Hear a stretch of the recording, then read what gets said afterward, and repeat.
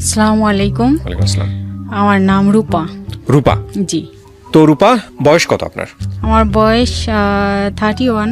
এই মুহূর্তে 31 বছর বয়স। 31 বছর বয়স। জন্ম জেলা? জন্ম জেলা বরিশাল ডিস্ট্রিক্ট। বরিশাল ডিস্ট্রিক্টে। আপনি যে গল্পটা এখানে বলতে এসেছেন, এটা কি আপনি রেডিওতে শুনেছেন নাকি শুধুমাত্র এর আগে আপনি সোশ্যাল মিডিয়াতে দেখেছেন? আমি দেখেছি আপনার এখানের গল্পগুলো দেখেছি এবং শুনেছি। শুনে শুনে প্রথমেই আমি দেখা শুরু করি, একটা মেয়ের পা ভেঙে গেছিল। ও, তার আগে আপনি জানতেন না গল্পটা না না, সম্পর্কে? আমি জানতাম না। তো ওই মেয়েটার গল্পগুলো যখন একজনের দেখলাম মোবাইলে দেখতেছে, তা আমি বললাম যে ওগুলো কি দেখতেছে, আমি একটু দেখি। তো ওর কাছ থেকে মোবাইলটা নিয়ে ওগুলো দেখলাম। দেখার পরে থেকে আমার খুব মায়া হইলো, ঠিক আছে, আর খুব কষ্ট লাগলো যে আসলে কত মানুষ কত কষ্টে আছে। তো দেখতে দেখতে দেখতে দেখতে অনেকগুলো ভিডিওই দেখছি একটার পর একটা। তো আমার এই মোবাইলটা কম দামি মোবাইল, তো এটা আসে না। তো লোকের কাছ থেকে নিয়ে, এর কাছ থেকে ওর কাছ থেকে নিয়ে নিয়ে দেখতাম মোবাইল। দেখে দেখে বাড়িতে যাই। বাড়িতে যাওয়ার পরে আমার নিজের বাড়িতে যেতে পারি না। যাই হোক, আমি বাড়িতে গিয়ে আমার বোনের কাছে বলি যে দেখ, আমার জীবনটা তো সিনেমাও ফেল করবে যদি মানে আমি গল্পটা বলা উচিত আপনার। জি, আমার গল্পটা বলা উচিত, কারণ আমার যে পরিস্থিতি আর যেভাবে হয়ে আসতেছে, তো যে আমি যদি গল্প বলি তাইলে মনে হয় যে অনেক সিনেমাও ফিল করে যাবে, এতটা করুণ আমার পরিস্থিতি। তো আমরা সেই কারণেই আপনি আমাদের সঙ্গে যোগাযোগ করলেন যে গল্পটা বলার জন্য। আপনি আমাকে মেইল করেছিলেন। জি, জি। আপনি করেছিলেন নাকি আপনার হয়ে কেউ করেছে? আমি আমার বোনকে বলি যে আমি তো লিখতে পারবো না ওরকম করে, বা কিভাবে মিল লিখতে হয় কিভাবে কি, আমি তো এসব বুঝি না, তা আমি কি করতে পারি।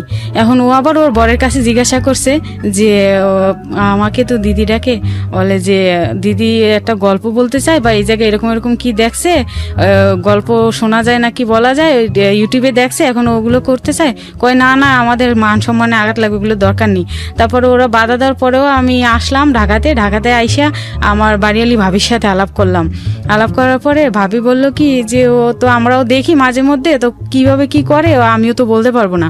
তারপরে আমি সাভার স্টানে যাই একবার এই ফেস পাউডার কেনার জন্য বা সোনো কেনার জন্য, এরকমই। তো ওই ছেলেটার কাছে দেখি যে ও দেখতেছে ভিডিও দেখতেছে। হ্যাঁ, মানে যার কাছেই যাচ্ছে সেই দেখে আসে। হ্যাঁ দেখতেছে। তা আমি বললাম কি ভাইয়া, আমি না একটা গল্প এখানে বলতে চাই, আমার সাহস হয় বলার, কিন্তু আমার মনও আছে, কিন্তু আমি ইমেল করতে পারি না।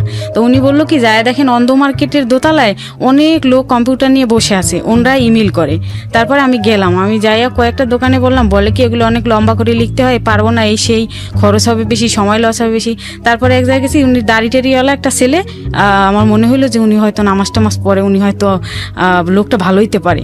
তাই আমি ওনার কাছে যাই বললাম যে ভাইয়া, আমার জীবনের একটা গল্প আছে, আমি কিবরিয়া ভাই নামে একটা, ওনার একটা আছে, জীবন গল্প নামে একটা অনুষ্ঠান হয়, ওখানে আমি ইমেল করতে চাই, আপনি একটু করে দিবেন। বলবে কি খরচ আছে, কিন্তু আমি বলছি দিতে পারবো। আমি কি রকম খরচ আমাকে বলেন। তো বলছে কি 200 টাকার বেশি লাগবে। এই কাজটা তো ঠিক করেন নাই আপনি। ইমেল করতে 2 টাকা খরচ হয় না। যাই হোক, উনি বলছে 200 টাকার বেশি লাগবে। তা আমি বলছি ঠিক আছে ভাইয়া, আমি দিতে পারবো, সমস্যা নেই। তো বললো যে আচ্ছা গল্পগুলো আগে বলেন, আমি শুনি, তারপরে দেখি যে কিভাবে লেখা যায়। তারপর আমি আমার বিস্তারিত জীবনের ঘটনা সব বসে বসে বললাম। উনি শুনতে শুনতে ওনার চোখের পানি টপ টপ করে পড়তেছে, ঠিক আছে। যাই হোক, উনি অনেক কষ্ট পাইছে, এবং আমিগুলো যখন ওনাকে বলছিলাম তখন উনি বলছে কি, আল্লাহ, আপনার গল্পটা তো আমার লেখা উচিত এবং টাকা নেওয়া উচিত না, ঠিক আছে। এবং উনি লেখছে, অনেক সুন্দর করে লেখছে। লেখার পরে উনি বারবার চোখ মুছে উঠে উঠে বাইরে যায়।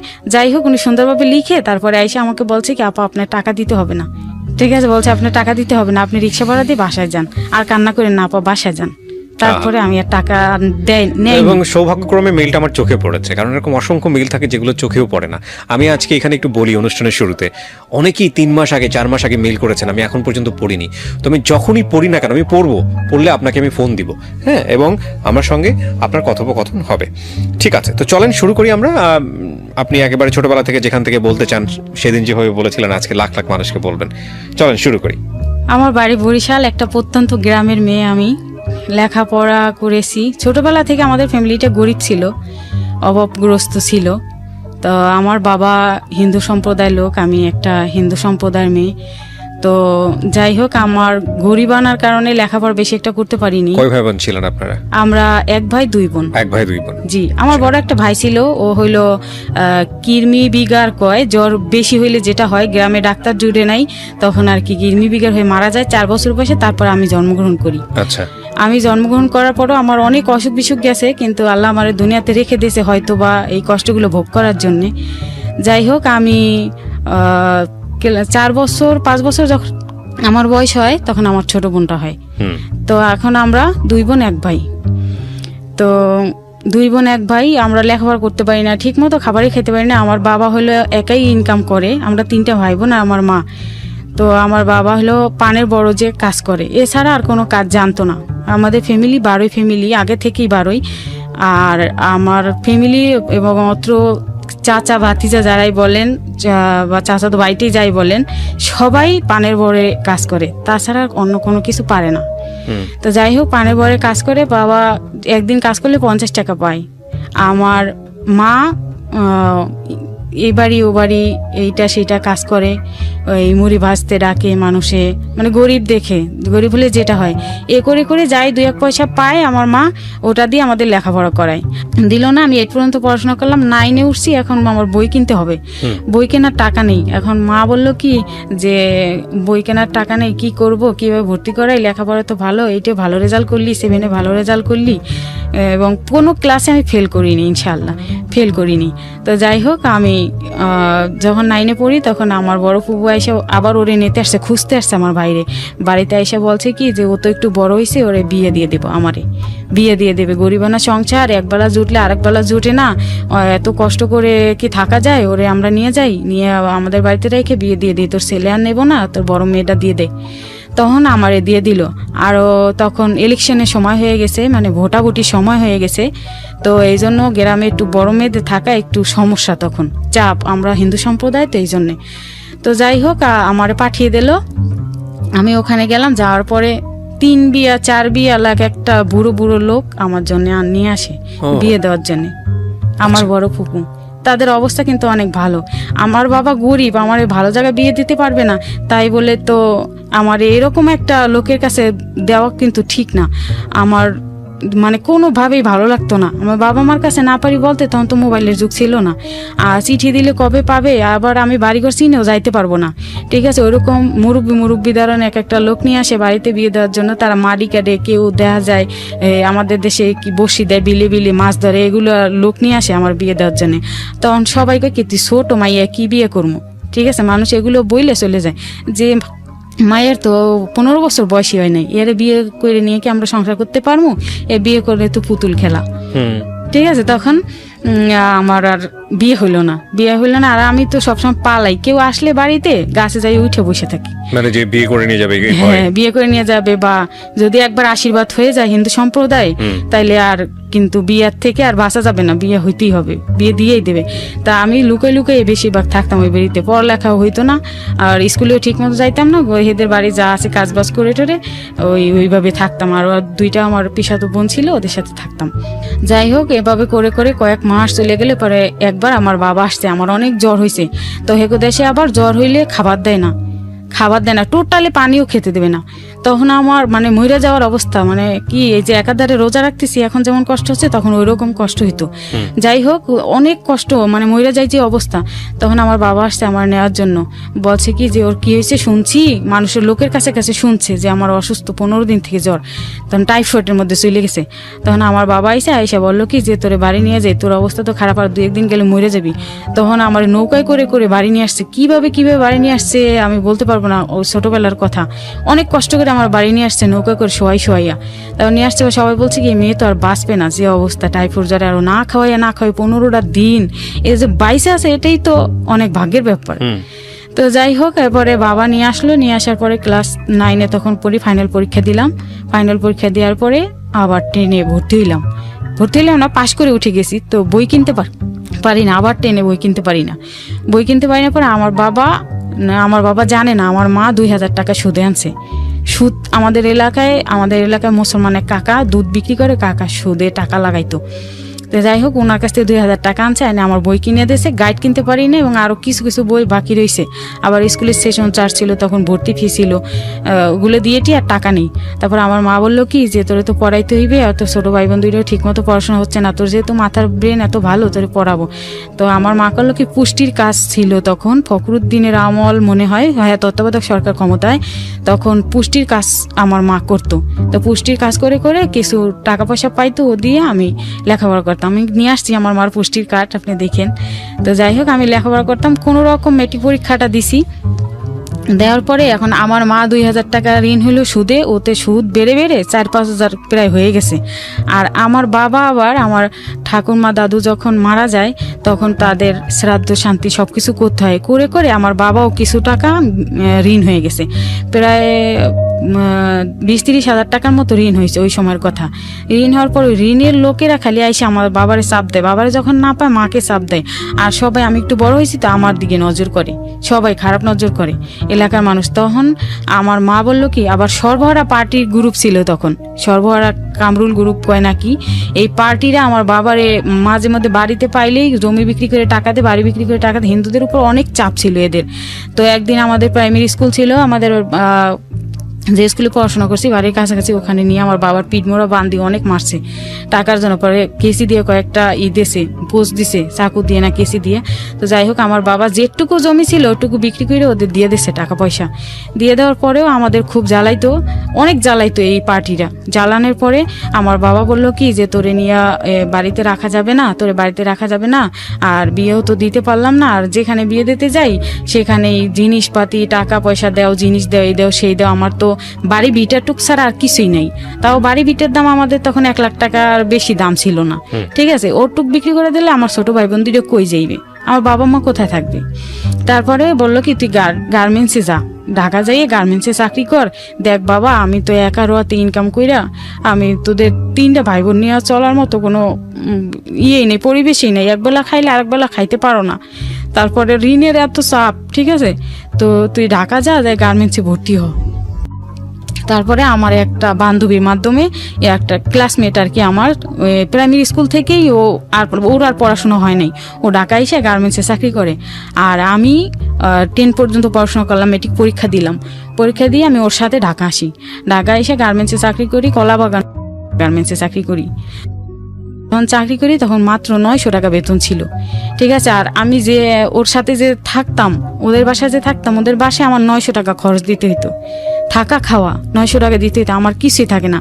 একটা সাবান কিনতে পারতাম না, একটু তেল কিনে মাথায় দিতে পারতাম না, একটা কাপড় পরে প্রতিদিন গার্মেন্টসে যাইতাম আসতাম, ঠিক আছে। ওই এক কাপড়ে আসছিলাম, আর দুই একটা জামা নিয়ে আসছিলাম, লঞ্চে বসে চুরি হয়ে গেছে, কারা চুরি করে নিয়ে গেছে। মাথার নিচে ব্যাগটা দিয়ে লঞ্চে বিছনা বিছায়, আমাদের তো কেবিন নেওয়ার মতো পয়সা নেই, তো বিছনা বিছাইয়া তারপরে শুয়ে শুয়ে আইসি, মাথার নিচে ব্যাগটা দিয়া। তো ওই ব্যাগে 30টা টাকাও ছিল আমার, লঞ্চ ভাড়া দিয়ে দিয়েছি, টিকিট করছে, আর 30 টাকার মতো ছিল, 8 টাকা ছিল না। তো যাই হোক আমার ওই ব্যাগটা টান দিয়ে নিয়ে গেছে, টান দিছে যখন আমি কিন্তু টের পাই, আমি যখন চোখ খুলছি তখন দেখি কেউই নাই, ঠিক আছে। ওরকম লঞ্চে ছিনতাইকারী থাকে, তো আমি তো আর জানতাম না। আমি ওই এক কাপড়ে আসছি, ওই কাপড় আর আমি কিনতে পারি না, চাকরির পর চাকরি করতেছি, মাসের পর মাস আমি জামা কাপড় কিনতে পারি না। তো ওই মেয়েটার একটা জামা গায়ে দিতাম। আর কলাবাগান, এই মিরপুর কলাবাগান আছে না, কলাবাগান চাকরি করতাম। আচ্ছা, কত সালের দিকে এটা? এটা 2005 সালে। 5 সালের দিকে। কয় টাকা বেতন পেতেন? 900 টাকা। এই সারা মাস কাজ করে 900 টাকা? 900 টাকা, হ্যাঁ। কিসে কাজ করতেন আপনি? এই যে সুতা কাটতাম, হেল্পার যেটাকে বলে, কারণ আমি মেট্রিক পাস করিনি, তো আমার সার্টিফিকেট নেই, রেজাল্ট আসেনি এখনো, সার্টিফিকেট নেই, তাই আমার কোয়ালিটিতে দেয়নি। আমি থাকতাম ওই বান্ধবীর সঙ্গে। বান্ধবী ও উনিও গার্মেন্টসে কাজ করে? হ্যাঁ, উনিও গার্মেন্টসে কাজ করে। ও যেখানে কাজ করে আমি ওই একই সুতা কাটাকাটি কাজ করি। আপনার এলাকাতেই ছিল এই বান্ধবী? হ্যাঁ, আমাদের এলাকাতে, আমাদের একই গ্রামে, আমার প্রাইমারি স্কুলে যেখানে পড়তাম স্কুলের পাশের বাড়ি ওদের। আচ্ছা, তারপরে আমার বাবা কয়েক মাস আমার কোনো খোঁজ খবর পায় না। তারপরে আমার বাবা ঢাকা আসছে। আমাদের এক বাড়ির পাশে এক কাকা আছে, ওই কাকার আবার শালা থাকে সাভারে, ঢাকা। তো ওই কাকার বাড়িতে আমার বাবা আসে 5-6 মাস। তখন আমার চাকরি বয়স হয়ে যায়, আমার জন্ডিস হয়েছে, আমার অনেক জন্ডিস হয়েছে। এখন বাবা আমার বাসা খুঁজে পায় না। এখন বাবা শুধু কারো কাছে হয়তো শুনছে যে আমি কলাবাগান গার্মেন্টসে চাকরি করি। আমি রায়বাজার মুক্তি সিনেমা হলের সামনে দিয়ে আমার যেতে হয় আসতে হয় গার্মেন্টসে যাওয়ার সময়, ওইখানেই আমার বাসা। কিন্তু বাসাটা বাবা চিনতো না। তখন আমি গার্মেন্টস থেকে একদিন যাই, খুব ক্ষুধা লাগছে, মনটা খুব খারাপ। আর রাত 8টায় ছুটি হয়, 9টা 10টা 2 ঘন্টা বাসায় থাকি, 9টা 9:30 পর্যন্ত বাসায় থাকি, 10টা থেকে আবার নাইট ডিউটি শুরু হয়। এরকম কন্টিনিউ প্রায় 10-15 দিন ডিউটি করতেছি। ডিউটি করতে করতে আমার জন্ডিস ধরে গেছে, ওর ঘুমা না খাওয়া, আরও কাজের পর কাজ। হেল্পারদের তো প্রচুর পরিশ্রম গার্মেন্টসে, ঠিক আছে। আর আমি যে বাবাকে ফোন দিব, বাড়িতে ফোন দিব, 1 মিনিট ফোন করলে 10 টাকা। তখন মানুষের মোবাইল দিয়ে দূরে দূরে দোকান ছিল একটা একটা, তখন 1 মিনিট ফোন করলে 10 টাকা, আর মিস কল দিলে 5 টাকা। তা আমি কোথায় পাবো টাকা? আমার কাছে তো টাকা নেই। আমি তো সেই রায়বাজার নিমতলা থেকে হেঁটে হেঁটে সেই কলাবাগান যাই আর ডিউটি করি, আবার হেঁটে হেঁটে আবার বাসায় আসি। আর ওদের বাসায় খাই কি সব দিয়ে খাওয়াই তো আল্লাহ, আলু টালু, মানে পচা আলু, পচা পেঁয়াজ এইসব কিনে টিনে আনতো। 900 টাকা যে দিতাম, ওরা হালাল করে নেয়নি আমার টাকাগুলো। আমার কষ্টের হালাল টাকা ইনকাম, কিন্তু ওরা হালাল করে নেয়নি। যাই হোক, আমি ওইভাবে খেয়ে খেয়ে 15 দিন গেল আমার জন্ডিস মন্ডিস হয়ে লিভার টিভার নষ্ট হওয়ার পথে। তখন আমি গার্মেন্টস থেকে বাসায় যাচ্ছি, ছুটি হয়েছে, বাসায় যাচ্ছি, অনেক লোকজন তো একসাথে যাই। তখন আমার কানে আওয়াজ আসে যে আমার বাবার মতো কণ্ঠ পাওয়া যায়, ঠিক আছে। আমার কানে আওয়াজ আসে, কিন্তু আমি চতুর্দিকে তাকাই, আমার বাবাকে দেখি না। হঠাৎ করে একটা কলা বিক্রি করে একটা লোক দেখি, আমার বাবা ওইখানে বসে বসে ওই কলাওয়ালার সাথে কথা বলতেছে। উনি আমাদের এলাকার, ঠিক আছে, ওনার সাথে কথা বলতেছে, ওনারে চিনছে তাই। আর ও আমার বাবা যার সাথে আসছে ঢাকা সাভার, যে এক মামার বাসায় আসছে পরিচিত, উনি হলে আমাদের বাড়িটা বিক্রি করবে। অলরেডি আমার বাবা বাড়ি বিক্রি করার কথাপত্র বললে তারপরে আইছে। তা আমি তো আর ওইটা জানি না, এখন আমি ফলো করছি যে আমার বাবার কণ্ঠ পাওয়া যায়। আমি 1000 লোকের ভিতর থেকে আমার বাবাকে বেছে বের করতে পারবো, কণ্ঠটা আমার বাবার এত পরিচিত। কারণ আমার বাবার আমি অনেক আদরের সন্তান, বলতে কি আমি অনেক অসুখ থেকে, মানে কি আমার বাবা ভিক্ষা করেও আমার চিকিৎসা করাইছে জানেন। যখন বেশি বড় বড় অসুখ হইতো, তখন মানে বাবা যদি কাজ করে আমারে করতে না পারতো, চিকিৎসা করতে না পারতো, তখন আমার বাবা মানুষের কাছে দাঁড়ে দাঁড়ে হাত পেতে আমাকে করছে, সুস্থ করছে। যাই হোক, তো আমার বাবার কণ্ঠটা আমি চিনে ফেলছি। তখন আমি বাবারে ডাক দিলাম, কি এইটা কেডা? সামনে যাইয়া তাকাইছি, তাকাই দিই বাবা, বাবা আপনি কই? আমি জড়াই ধরছি, ধরার পরে বাবাও কাঁদছে, আমিও কাঁদছি। অনেক কষ্টের গার্মেন্টসের অনেক ছেলে মেয়ে আছে যারা এরকম ব্যাকগ্রাউন্ডের। জানেন না, নাইট ডিউটি যখন করতাম তখন বড় বড় কার্টুনের চিপা চাপায়, মানে কি কিছু কিছু সুপারভাইজার থাকতো বা কিছু কিছু এই কোয়ালিটি ইন্সপেকশনে যারা কাজ করতো, কিছু ছেলে পেলে থাকতো এত খারাপ, মানে নিয়ে নিয়ে চিপা চাপায় নিয়ে খারাপ অফার দিত এরকম। তো যাই হোক, আমার বাবা আসছে, আমি বাবার সাথে বাড়ি চলে গেলাম। 2 দিন ছিল আমার বাবা আমার ওই মামার বাসায়। আমার বাসায় তো থাকার মতো না, আমরা 2টা মেয়ে থাকি। পরে আমার বাবা বললো কি, আরে আমার মাইয়া জন্ডিস হয়ে শেষ হয়ে গেছে, কি চাকরি করতে আইসো মা গো? তখন আমারে নিয়ে চলে গেছে বাড়ি গেছি। তখন জমি বিক্রি করার টাকা, বাড়িটা বিক্রি করতেছে আমার বাবা। যা পাইছে 30,000 টাকা দিয়ে দিয়েছিল অ্যাডভান্স টাকা। তো 30,000 টাকা মানুষের ঋণ দেনা দিয়ে দিয়েছে। কারণ বাবার কাছে টাকা নেই, আমার ট্রিটমেন্ট করাইতে পারতেছে না। যেখানে নিয়ে যায় আমার বাবা চিকিৎসার জন্য সবাই কি মেয়ে বাঁচতেও পারে, মারাও যাইতে পারে। কি করছেন মেয়েটারে? মানুষ গরিব হইলে কি সন্তানের এইভাবে মৃত্যু কামনা করে? তখন আমার বাবা ডাক্তার তো দেখাইছেই, সুদে আবার টাকা আনছে, টাকা এনে ডাক্তার তো দেখাইছেই, আবার একটা বেডির কাছ থেকে একটা মালা পরা এনে দিছে ছোট, আর কি জানি দিছে তেল টাল পয়রা, ওগুলো খাইতে বলছে। তো ওই মালা পরাটা আমি মাথায় নিছি, ওইটা বলতে বলতে মালাটা বড় হয়ে আমার পা দিয়ে পড়ে গেছে। পরে আমি খালে ফেলাই দিয়েছি। এর পরের দিনই আমার চোখের ভিতর সাদা হয়ে গেছে, হলুদ আর নেই। আর ডাক্তারি ওষুধগুলো খাওয়াতে আমার ভিতরের থেকে মনে হয় একটু ভালো কাজ করছে। আমি এখন চিড়া টিড়ে ভিজে খেতে পারি, আমার খাওয়ার সমস্যা হয় না, এখন খাওয়া যায়। পাউরুটি একটা আনলে আমার ওই ভাই বোনেরা তো ছোট, ওরা তো উপরের থেকে ওই চামড়াটা খাইতে খাইতে খাইতে একটু হয়ে যেত, ছোট হয়ে যেত, তখন ওইটা আমারে দিত। মানে কি আমি তো বড়, আমি সহ্য করতে পারি, ওরা তো মানে একটা কিছু দেখলে সহ্য করতে পারে না, লোভ হয় খাওয়ার জন্য। তখন ওরা একটু খাইতো আর চা থাকতো আমারে দিত, আমি ওইটা ভিজে খাইতে পারতাম।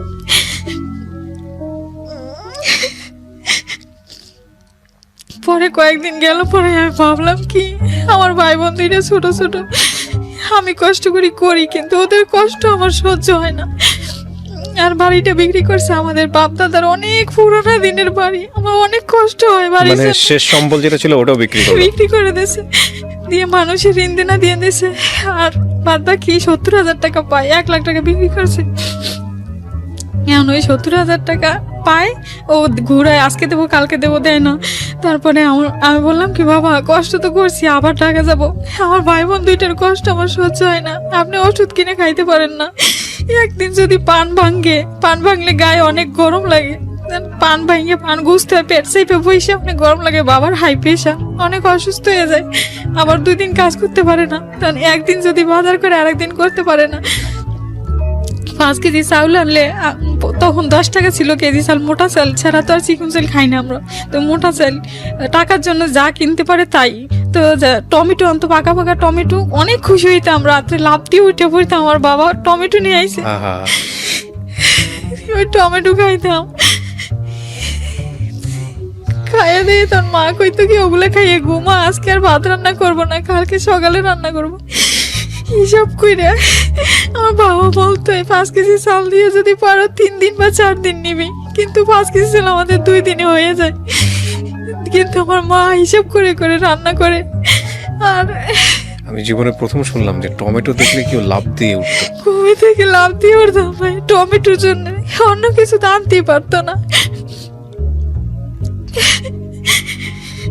তারপরে আবার ঢাকা আসি, বাবা আমার সহ্য হয় না এত কষ্ট, বাবাও কান্দে মাও কান্দে আমিও কান্দি। ছোট 2টা ভাই বোন তোরা বোঝে না, খেলাধুলো করে, দৌড়ে দৌড়ে এসে মা ভাত দাও, মা ভাত দাও, পারলে শুধু ভাত দাও, মা তো ভাত দিতে পারে না। তখন মানুষের বাড়ির থেকে এ বাড়ি থেকে ধার করে ও বাড়ির থেকে ধার করে ভাত মুড়ি এটা সেটা বাটি বইরে ধার করে নিয়ে এসে ও 2 জনের খাওয়ায়, আমারে খেতে বলে আমি খাই না, ওগো দিকে তাকাইয়া। তখন আমি আবার ঢাকা আসি, কই বাবা আমি ঢাকা যাবো, আমি বাড়িতে থাকবো না, কারণ আমার ছোট ভাই বোনদের আপনি খাওয়ান কামাই করে আমার নিজের পেটটা তো চলবে, আমি যাই ঢাকা। তখন আবার বাবা কাইন্দে কাইন্দে আমার বিদায় করে দিল, লঞ্চে উঠাইয়ে দিল, দিতে চায় না, অসুস্থ, যাওয়া লাগবে না না খাইয়ে মরলে আমার সন্তান আমার কাছে থেকে মরবি, তাও আমি দূরে যাইয়া মরতে দিব না। তারপর আমি বুঝাইয়া আসলাম আবার ঢাকা।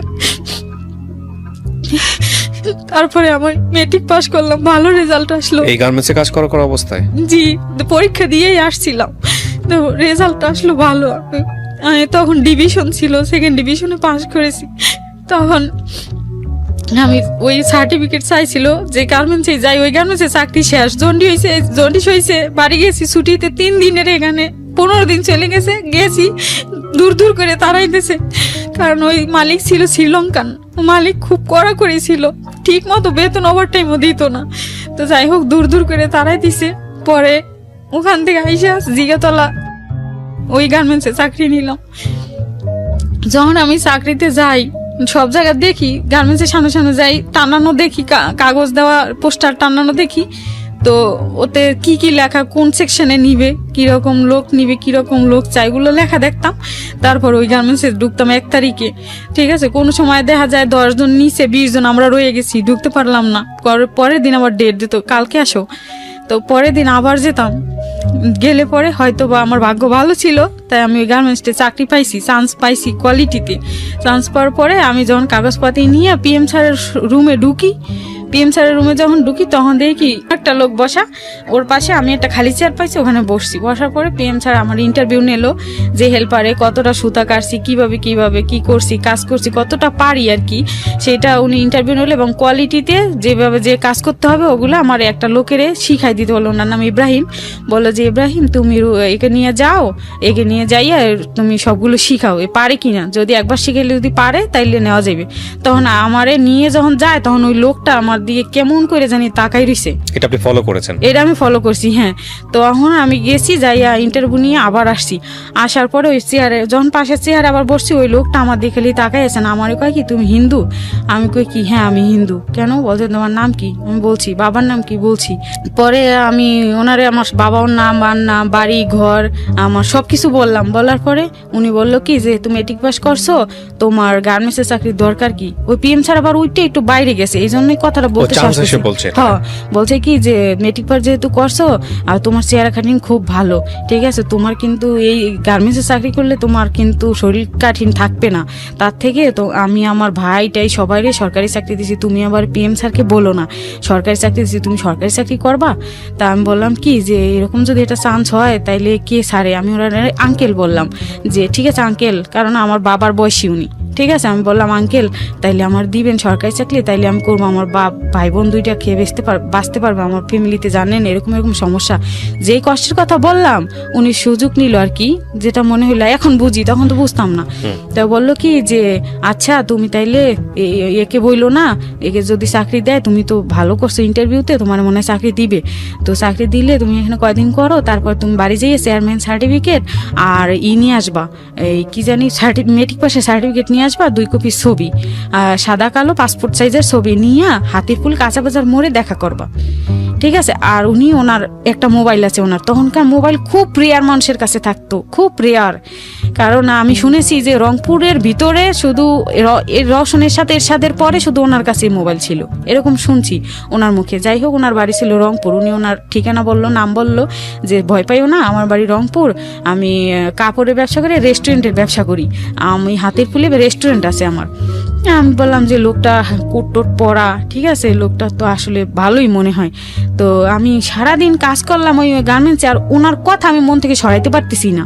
শুধু ভাবি যে আমার সরকারি চাকরি হবে, আল্লাহ আমি সরকারি চাকরি করতে পারবো, মানে অনেক নিজের কাছে নিজে খুব ভালো লাগতেছে যে আমার ভাই বোন দুইটা অনেক সুখে থাকতে পারবে, আমি টাকা পয়সা পাঠাইতে পারবো বাড়িতে, অনেক খুশি লাগতেছে।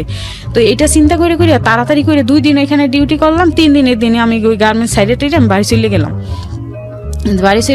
তাও একজনের কাছ থেকে উজ্জ্বল নামে একটা ছেলে ছিল কোয়ালিটি আমার পাশের, ওই ছেলের কাছ থেকে 500 টাকা ধার করছি। ধার কইরা ওই সময় দ্রুতি গাড়ির টিকিট ছিল 180 টাকা আমাদের বাড়ির, আমার যাতায়াত ভাড়া হয়ে যাবে 500 টাকায়। তো আমি তাড়াহুড়ো করে বাড়ি গেলাম, যাইয়া আমার বাবাকে বললাম কি বাবা আমার আর সরকারি চাকরি হবে, আমার এক লোক বলছে গার্মেন্টসে যাওয়ার পরে এক লোকের সাথে আমার পরিচয়, সে বলছে সরকারি চাকরি দিবে। তো বলছে আচ্ছা ঠিক আছে, যদি সরকারি চাকরি দেয় তাহলে আমি চেয়ারম্যান সার্টিফিকেট আইনে দিই। বাবা আবার গ্রামের লোক তো অত কিছু বোঝে না যে আবার কোনো খারাপ কোনো কিছু বা কিছু, ওইসব বাবার মাথায় নেই। তো মা আবার ওইগুলো একটু করে বেশি, মা আবার চিন্তা করে বেশি, কয় বড় মেয়ে ঢাকা শহর দিছি, ঠাকুর তুমি জানো, মা যেভাবে বলে। তো যাই হোক, আমি কই কি যে সমস্যা নাই মা, তুমি টেনশন করো না, তো আমি যাই, তো কি হইবে জীবনে। তারপরে গেছি চেয়ারম্যানের কাছে, যাইয়া চেয়ারম্যান সার্টিফিকেট নিয়ে আসছি। চেয়ারম্যান আঙ্কেলটা আবার খুব ভালো, উনি জুব্বাধারী লোক, 5 ওয়াক্ত নামাজ পড়ে, উনি সৌদি থেকে হজ করে আসছে। উনি বললো মা তুমি কেন চাকরিতে যাবা, তুমি কেন এই দেখো ঢাকা শহর থাকো, তো চেয়ারম্যানের কথা আমার মনের থেকে যাবে না, বলছে ঢাকা শহর থাকো তো বুঝে শুনে চাকরিতে যাইও, খবরদার, ঢাকা শহর কিন্তু বেশিরভাগ অনেক ষড়যন্ত্র লোভে পড়ে অনেক মেয়ের জীবনও চলে গেছে, আর তুমি গরিব বাপের সন্তান, তোমার বাপে যে একটা আইনানুগ ব্যবস্থা নিবে তাও কিন্তু তোমার বাপের নাই, কোনো সামর্থ্য নাই, বেশ এরকম বুঝে